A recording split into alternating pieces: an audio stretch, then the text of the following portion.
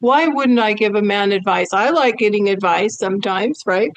Yeah, yeah. And it's not that you can't give me advice. If I'm interested in you, if I've asked for advice, Hmm. okay, because when you ask for advice, you're asking for help. Right. Okay. And that's okay. For a man, I can ask for help if I've tried everything on my own and now I need help. Anytime you ask for help, you're on your female side. Okay. So when you offer help to a man, his status as a man goes down. He's now on his female side. You're seeing that you need my help as opposed to I need your help. This is the old thing, and I'm not recommending this, but it's the truth. Girls were always taught don't be smarter than guys. They're not attracted to you if you're smarter than them. Why? Because it's not like you can't be smart. It's that he needs to feel that he has some way to provide for you. And smarts is you're going to help somebody else with your intelligence. I mean, I have one client, and she says to me, here's the symptom. They love each other, married for many, many years. But she says, why is it that my husband is always tired around me? And yet, if one of his guy friends calls, his energy just picks up right away. I said, because his guy friends increases testosterone and you don't. Well, why don't I increase this testosterone? Because you're so smart and you're always giving him advice. See, Mm. when you give a man advice, basically you're not trusting he can do it himself. Whenever a man feels competent and capable, he gets the message, you see me as competent and capable, someone that you need my help from, my testosterone goes up. If I'm needing help, my testosterone goes down. Unless I've really extended, I've done everything I can, and now to solve the problem, I'm going to go seek out help. But again, I have to ask for it. Okay. It's not like Hmm. somebody coming and offering me help is putting me in a one down position. It's implying I can't do it myself. It's implying you know better than me. And if you know better than me, then why do you need me? Right. So And then, I had to learn this one. I had to learn this one the hard way. I did, John, because my husband went through this big job transition and went for a period of time without having work, and it was really stressing me out and upsetting me. So I was helping. I was giving advice. I was sending him leads for jobs. I was sending him interviewing tips.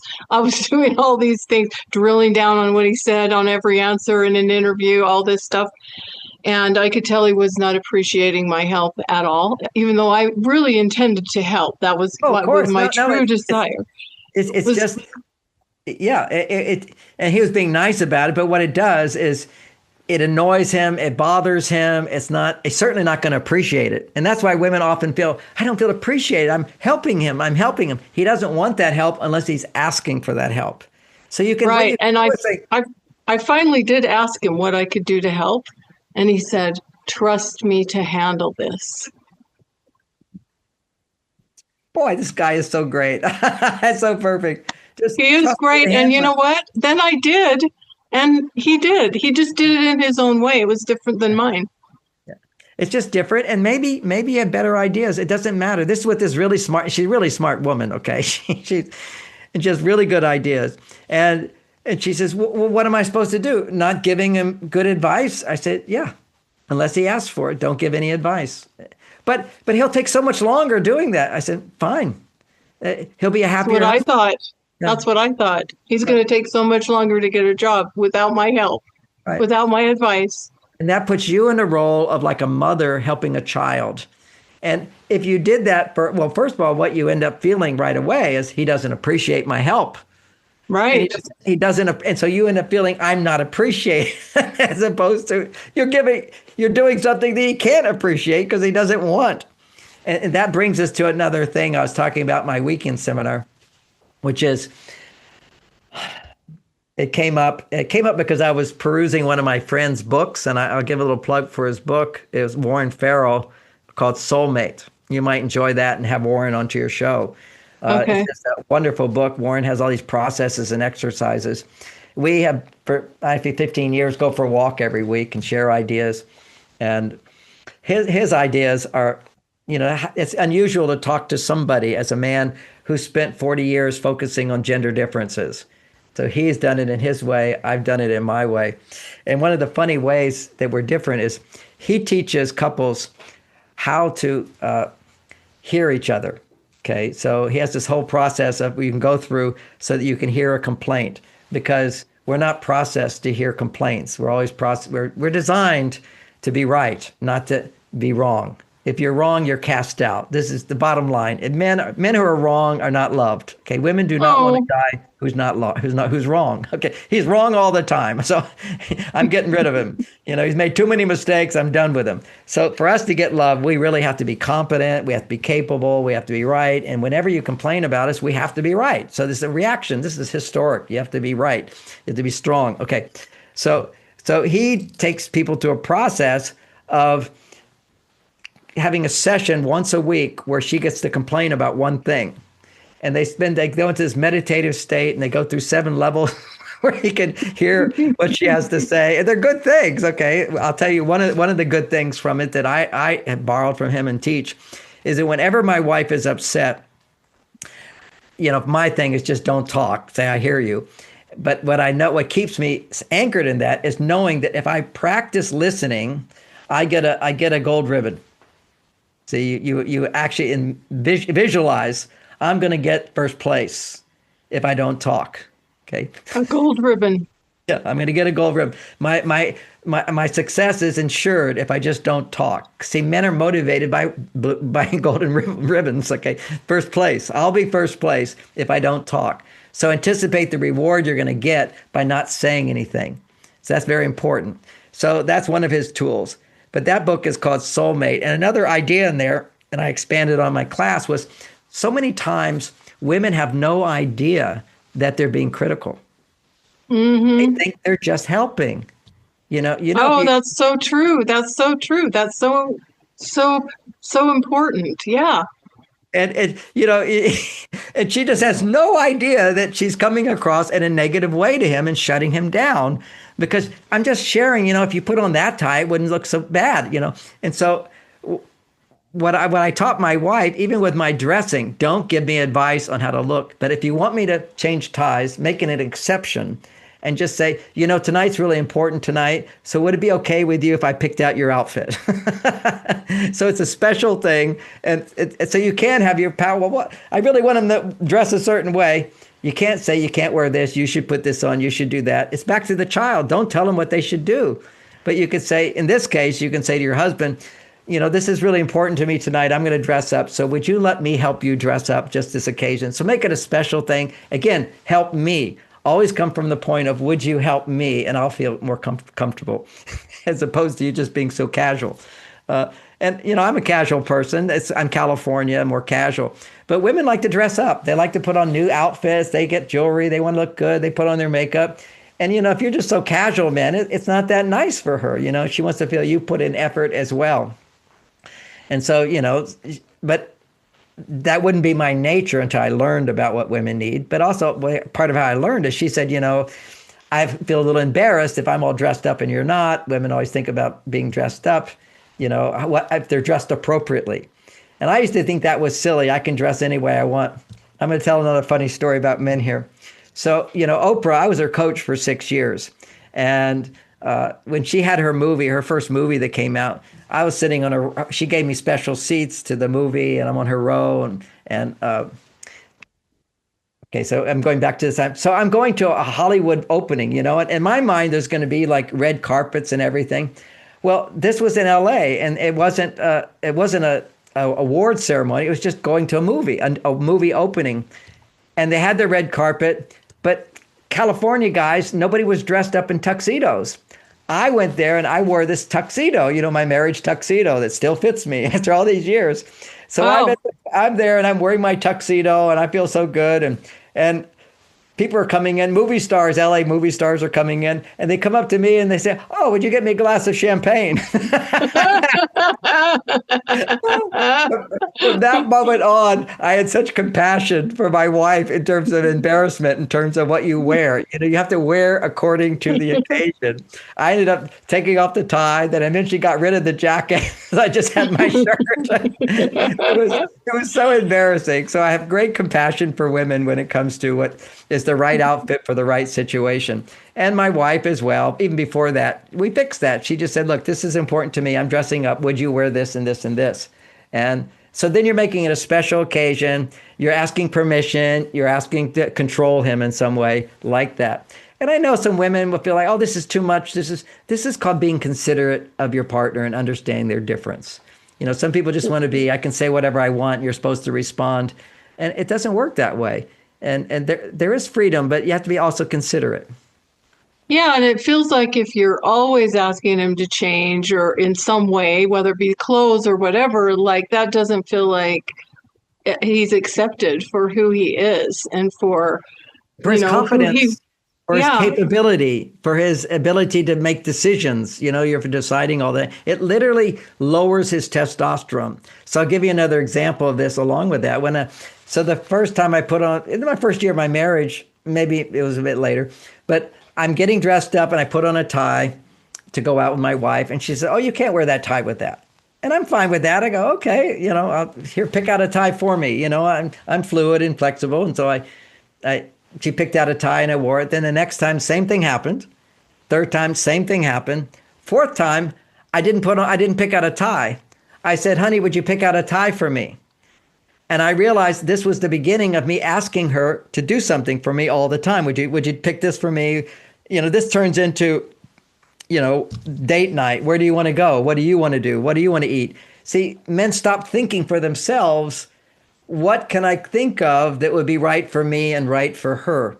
There's an initiative that men have in the beginning until they fail a few times. And then they figure, well, it's easier just to say, where do you want to go? What do you want to do? And so forth. And of course, then she makes the mistake, as we talked about, well, where do you want to go? Right. This is just a low energy relationship. But if a man feels I can be successful. So basically, I noticed myself just not even having the decision of what tie works for me after just 3 times of her correcting my tie. So At that point, I just started realizing, wait a second, I don't want to be in the mode of yielding to her to make decisions all the time, but we make decisions together, and I make a lot of decisions on my own without asking her. But if it involves her, certainly I can involve her. So it's just not having a man lean on you too much for what we should do, where we should go, what we think. And if you do know where you want to go, you can always just say, this is what I'd like. And that's having clear boundaries. Clear boundaries is what you want to wear. I have no right to tell you what to wear. You have no right to tell me what to wear. But you do have a right to ask for my help, which would make you feel happier if you wore this outfit. Would you do that for me? As opposed to, I'm in control of something. But since we're talking about outfits, I have another funny story. And I know we're going way over, but that's what you do with me. Such great conversations. I love talking to you, John. I could talk to you for hours and hours. For me, it's very sweet because I get to remember my wife and I get to remember all of the lessons I learned in my marriage. And one of them is I bought her 2 dresses. One was black and one was white. Okay, so already I bought the dresses. So when she wears them, already I feel she's mine. So this is where going shopping with a man is, he picks something out, that's his. But let's say he didn't even do that. But Bunny used to hold up the black dress and the white dress. And she'd say, what should I wear tonight? And I'd say, wear the white dress. And if she went, yes, the white dress, the whole evening, I'm feeling proud. That's my dress. She did what I suggested. But typically what women will do when they haven't made up their mind, it could be white or black. And it's not that important, really, what she wears, because she's holding up 2 things. There's 15 other dresses or whatever. So she's holding these 2 dresses. She says, what should I wear? And he says, oh, wear the black dress. She goes, no, I think I'll wear the white dress. Okay, now that's real sweet. You did what you wanted to do, but not helpful for the relationship. If you ask him, and it's really one thing or the other, do what he says. Okay, That's not giving up who you are. At the same time, I have another funny story. This is my comedy act now. You bring out the best of me, Michelle. And it is. I learned this thing about when women are hungry, their blood sugar drops. And when their blood sugar, much faster than for a man. Okay, this is a biological thing for men and women. There's more science to it. But just think about men would go on these long hunting trips with no food. So we can circulate the sugar and goes back into the liver. It comes back and we circulate. We can sustain energy, but then we'll be completely exhausted. But at least our blood sugar doesn't suddenly drop. Okay, so it doesn't suddenly drop. For a woman, it suddenly drops. And when it drops, that means her brain can't make serotonin. And so whatever she says is now going to be an emergency. So the first thing is, if you're traveling on a trip and a woman says, I'm hungry, and she says, let's find a restaurant, find it right away. Because otherwise her brain is going to become hijacked by stress. Just let it, we're going to find it. And I didn't know that. What I would think is, well, when we get to the next town, we'll find a restaurant, whatever. Then suddenly we're in the car and she doesn't say anything, but now we're having an argument about something. It's all, when women's blood sugar drops, her brain is hijacked by stress. It's just, she'll start thinking of things that are wrong and what doesn't work and whatever. So have a candy bar, a healthy candy bar in the car always. So start this and we'll go find a restaurant soon. So treat it like an emergency, which is get her food, get that blood sugar back up. And ironically, it was another story I was going to tell, but I jumped to that story. I have no idea what the other story is, but they were all sweet stories about Bonnie. When I talk about Bonnie, I want people to understand this. Because many women are older and they're finding men whose wives have died, possibly. And a man whose wife dies, you never stop loving her. Okay. So, I mean, Bonnie's a big part of my life. I'm lucky I get to talk about her a lot. But what happens when sometimes something sparks my memory, it will, I'll feel the sadness. I feel I miss her. And it's very painful to miss someone you're bonded to and you love. And the way you heal that pain and feel better right away is I just say, I miss my wife. And then I ask myself, why do I miss her? And I miss her because I love her so much.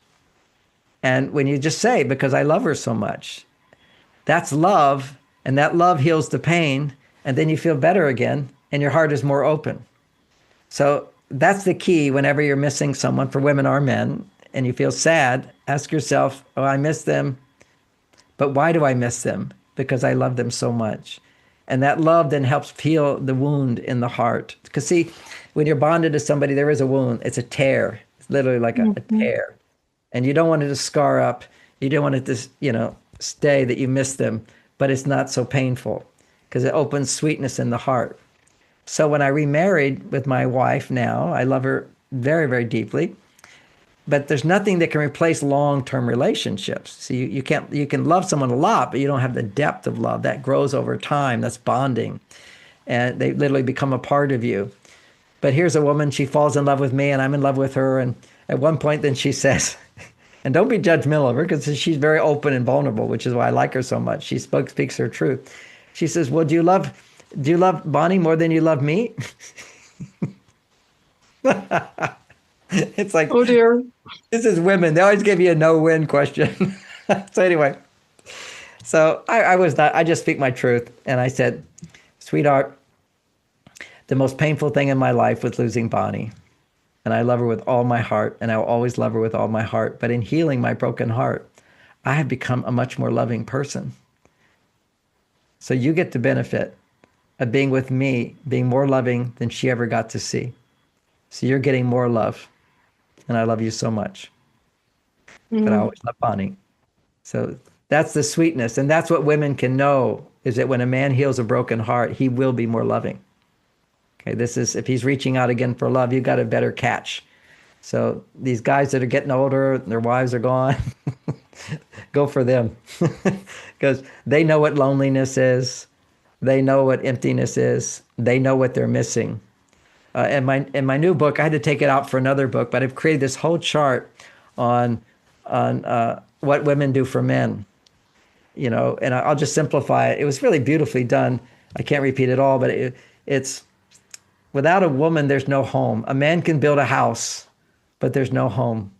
Women by nature, Bonnie we're going to talk to our relatives. We're going to get the kids. Where are we going to eat? We're going to bring this together. We're going to create a party. We're going to have birthday parties. All of that went out the door after Bonnie died. Now it's coming back because I have a woman in my home but this is what women don't realize, how much they offer to men. So I have a whole chapter in this book on what men can offer, what men can provide. And then another chapter on what men can't provide. Because if men can provide certain things, then suddenly you expect them to give everything. And there's certain things men can't provide. And one of the most important things is they can't provide for you the support another woman can give you. See, a man cannot actually fully empathize with what a woman goes through. Only another woman can. And you can measure this in their brain function when two women are sharing problems. the, the empathy level is dramatically higher than a man can ever get to. So you don't ever expect a man to give you that. That's a need that women have. It's called the need for belonging. Mm-hmm. What's I forget her name, a big popular YouTube, popular writer. She talks all about the need for belonging. Belonging is very, very important. And for a woman, the only way you get belonging, or one of the most powerful ways to get belonging, is with other women, sharing with other women. And if you don't have other women friends in your life and support from other women, you're going to expect a man to fill that void, and he can't. So he can't fill that void. He can't fully understand what you're going through. But what he can do is half understand it and then feel compassion to reassure you in a space of optimism. It's so interesting that when a man's mirror cells open up to a woman, it goes to the part of the brain that's optimistic. And the example I give for that is when Bonnie's grandmother, her husband died, and she's 95 years old. He died 10 years before. And she says, John, sometimes I just feel so sad. I miss him so much. And I said, well, what do you miss about him? And she says, life is so hard. Life can be so hard. And at those times, he put his arms around me and he would say, I know it's hard, but everything's going to be okay because we'll always be together. It's very profound. This is what she missed the most, is when he would say, it's going to be okay. That's this optimistic place a man can go, even though when you don't know what the future is going to be. When blood flow goes to the optimistic part of the brain, you feel it's true. Because you could say, how do you know it's true? Well, you can't know except you can feel it. And men can feel the optimism when blood goes to, it's called the left prefrontal cortex of his brain, is optimistic. When men are in a stress state, blood flows to the right prefrontal cortex of the brain, which sees pessimism. I mean, it's amazing how stress hijacks our brain, can make us positive, make us negative. And this is why women have to know, is that when they're experiencing adrenaline, stress, their blood flow dramatically increases to the emotional part of the brain and decreases to the prefrontal cortex. She has no logic at that point if she gets really emotional. There's no logic. However, if she's in a male role, and let me balance that, if she's in her male role making testosterone, then that's not going to take place. But once she's in a personal role where she's not making money, as soon as you shift from making money, automatically you go to your female side to some extent. And then your emotions will come up. That's why couples have so much turmoil, is that once you feel in a personal relationship, you're in your female side. But all of the suppressed stress from being on your male side, it doesn't go away. You just suppress it. See, for men in the workplace, it goes away. Men just don't make negative emotions if they're not emotional.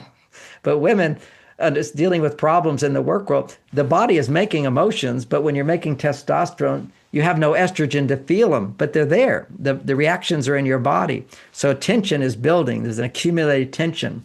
Then when you come into your personal life, where you've got somebody where you feel safe to open your heart, so to speak, and share, what comes out is a lot of overreactions. It doesn't come out with 10 things went wrong today. It was you left your socks on the floor. Right.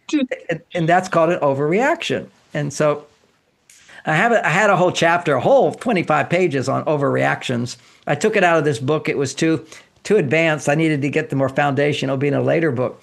But if women can just own, I can say it with our audience, if you can own that you're a human being, you're going to overreact. You're designed as women to overreact to a situation. In a sense, you're the alarm system. If nobody's listening, you have to make it louder.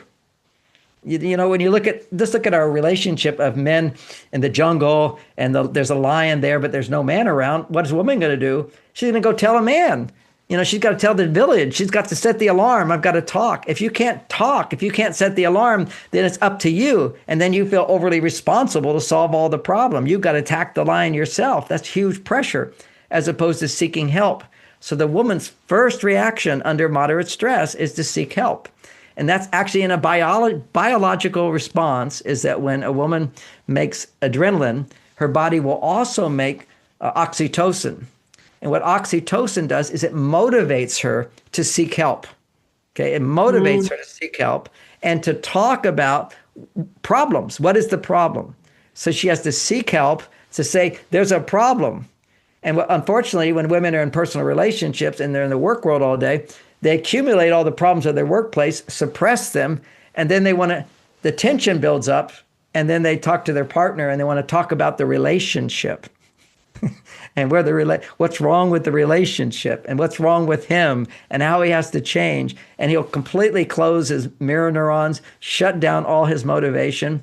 If you want him to be more involved in the relationship, give him things to do for you in the relationship. That's it. Don't ever point out to him, which is this terrible thing where women will say, let's talk about the relationship. Oh, I know. If I said that to my husband now, he'd want to crawl under the bed.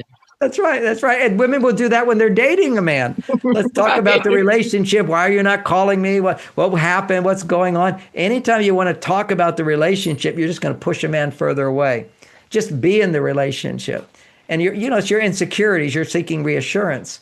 So, in the dating, we've talked about this before, but one of the things is, if you're dating a guy and he's hot and heavy and interested in you, and then he loses interest, that's the rubber band theory. This is what happens in Men Are From Mars. Men get close. They like you a lot. Their estrogen goes up. Estrogen pushes down his testosterone. Chapter 6. Chapter 6. I was reading this today. It's just he connects. And particularly if you have sex before you've established a strong relationship, his estrogen goes really high. Then his testosterone goes down. And so what he has to do, he has to take space. Remember, it's distance that gives men independence. I'm on my own. I'm making my own decisions. I'm not trying to please anybody but myself. I'm in my world. That's how he first raises his testosterone. And then when it goes up, then to find balance, he wants estrogen. So now he springs back to her. He pulls away. And this is so confusing. This is so confusing to women. This drives women crazy sometimes. If they don't understand this, that's when we're out there ruminating, going, what went wrong? What did I say? What did I do? They're thinking through every little teeny tiny detail and nuance of the date, everything that was said, what she wore, how her hair looked. It's like the conversations I've had in my own mind and with women over the years, like the crazy thoughts that are going on. Go right into the ruminating of those details and whatever. And thank goodness they can talk to you about it. But what the key thing is, when my clients do this, I'll listen for a while and I try to get them into their emotions, because emotions will stop you ruminating. Ruminating is in your mind, asking questions. Why? If instead you just shift to, when this happened, how did I feel? Not what he feels, not what he's thinking, not what you did wrong. It's how I feel, what's going on inside will stop rumination for women if you can share emotions. I want to mention to your audience, Michelle, soon, in a month, we'll have on the App Store my MarsVenus app, and guaranteed to stop rumination. I love it. The app is called Heart Space. And it will ask you 4 specific questions and then write out all your emotions. That's great. It does it. Because see, when women are asking questions, they're disconnected from what they're feeling, what their emotions are inside. And it's very emotionally intelligent. 15 years for me to develop this process. It's actually the process of all my books. But now, and people get lazy, they don't do it. But now you just pull out your iPhone and your phone. It asks you 4 questions. It takes it in, gives you a little feedback, and then it writes out this letter expressing all of your emotions, the feeling letter process. It's very profound. It's very helpful. I did it for a woman. I'm still doing beta testing. I did it with a woman at dinner last night in the restaurant. Really? Because, she was, happens for a lot of times. Some women are not really in touch with what their emotions, they're sort of surface level. And this helps them to articulate. So what it does, the questions just bring out certain answers to the questions. It then interprets your questions in terms of how to express those in emotions. I feel angry, I feel sad, I feel disappointed, I feel concerned. Depending on how stressed you are, it will have different ways of writing it for you. It goes through your negative emotions, and it goes through your positive emotions. It's very profound, and it explains itself in the app. So that's coming up. $5. That's amazing. That's amazing. This is one of the things I admire so much about you, John, is your body of work, and also that here you are, you've had all of this success, and our notoriety, but you continue to learn and grow as a teacher, as a human being. You've helped so many people with relationships. I mean, millions of people, many of whom you don't even know that you've had an influence on in their lives and helped them in one way or another in relationship. And yet you're continuing to learn and grow and create new things and put new work out into the world to continue to help people. And I really admire and respect that. It shows your passion for the work, your love for people, and your dedication to helping, really heal the relationships out there on the planet. I mean, what more powerful, profound body of work could you have to show for your life's work? So beautiful. I really admire and respect that.